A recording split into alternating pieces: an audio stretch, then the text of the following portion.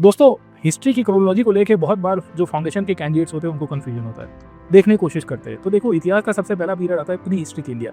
एक ऐसा पीरियड जिसे स्टोन एज के रूप में कहते हैं। तकरीबन 5 लाख ईयर्स अगो के पहले ये शुरू हुआ था। पैलियोलिथिक, मेसोलिथिक और नियोलिथिक पीरियड के अंदर ट्रांजिशन हुआ और 10,000 बीसी से लेके 5000 बीसी तक आते-आते ये कंक्लूड हुआ। नियोलिथिक पीरियड के बाद हमें पता चलता है चालकोलिथिक पीरियड आया।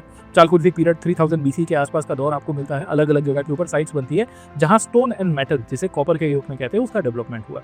चालकोलिथिक पीरियड के बाद 2600 बीसी से we will come to know कि हड़प्पीय सभ्यता का शुरुआत होता है, इंडस वैली सिविलाइजेशन।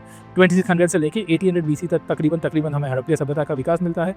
ये इंडस सिविलाइजेशन के बाद we will come to know 1500 BC से शुरू होता है वैदिक पीरियड, जहां हमें वेदों का निर्माण होते हुए मिल जाता है। आर्यन संस्कृति के बारे में पता चलता है। 1500 से लेके 600 बीसी तक का पीरियड था वैदिक पीरियड। नॉर्थ और वी विल सी की हमें ईस्ट की तरफ भी देखने को मिल जाता है गंगा यमुना पीरियड में, जहां लेटर वैदिक दौर भी आया।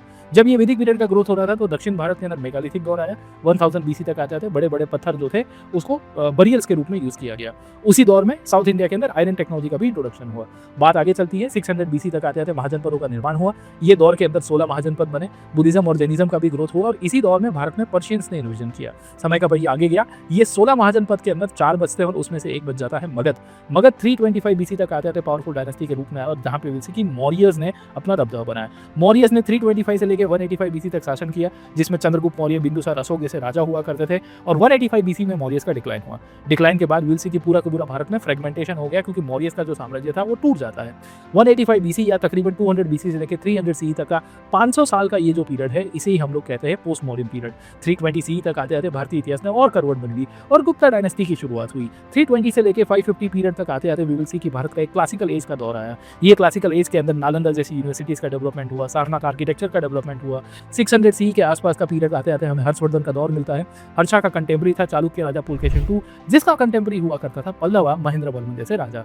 एक साइड के ऊपर हर्षा का दौर खत्म हुआ, चालुक्य का दौर खत्म हुआ और पूरी की पूरी तरह से भारतीय इतिहास बदल गया। 750 सीई से लेकर 1000 तक का पीरियड अर्ली मिडिवल इंडिया की तरफ चला जाता है, जहां हमें गुर्जर प्रतिहार, राष्ट्रकूट और पालों के बीच में लड़ाई देखने को मिलेगी। और कहानी यहां से ये निकल के आई कि जब ये लड़ रहे थे तो 1000 सीई तक आते we will come to know कि इंपीरियल चोलास अपना साम्राज्य बना रहे थे। बहुत बड़ा साम्राज्य बनाया, मालदीव से लेकर श्रीलंका तक, आज के इंडोनेशिया तक भी उनका दबदबा रहा। दूसरे साइड के ऊपर नॉर्थ इंडिया में 1000 सीई तक आते विल सी कि ये जो प्रतिहारों का डिक्लाइन हुआ, गजनी का आक्रमण हुआ और राजपूत डायनेस्टीज का उदय हुआ। सोलंकी, चालुक्य, तोमर, ये सब के सब चौहान, ये वंश का उदय होता है और 1200 तक आते विल की इनका भी पतन हो जाएगा। कैसे? जब घोरी का आक्रमण हुआ और वहां से ये आ रहा है दिल्ली सल्तनत। 1191-92 के अंदर मोहम्मद गोरी ने पृथ्वीराज चौहान को डिफीट किया और 1206 के अंदर मोहम्मद गोरी का ही जो स्लेव था कुतुबुद्दीन ऐबक, उसने स्लेव डायनेस्टी का निर्माण किया। दिल्ली सल्तनत की कहानी कैसे चलेगी उसको नेक्स्ट शॉर्ट्स के अंदर देखेंगे। Let's crack it.